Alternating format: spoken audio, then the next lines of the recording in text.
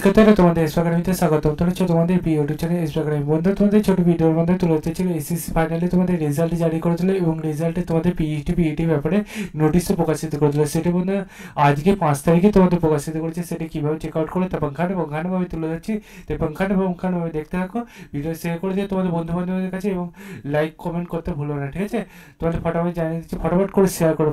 এখনই প্রকাশিত করলো।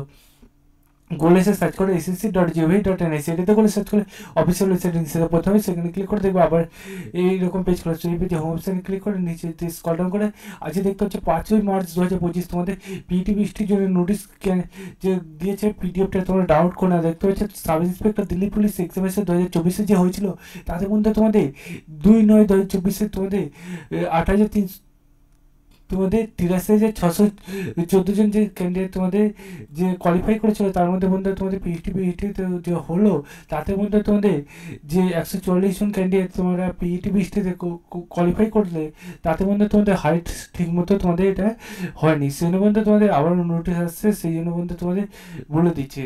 এবং বন্ধু তোমাদের এখানে বলে দিয়েছে তোমাদের এই যে রেজাল্টই সেটা বন্ধু তোমাদের চেক আউট করতে হয়। রিভিউ রেজাল্ট তোমাদের আসছে সেটা বলে দিয়েছে বন্ধু। তোমাদের এবার বলেছে চেক আউট করে না, ফটাফট এখন শেয়ার করে দাও, লাইক করো, কমেন্ট করো। চল বললো না যে বন্ধু এই পর্যন্ত নেক্সট ভিডিওতে আবার কিছু মতো দেখা হচ্ছে। জয় ভারত।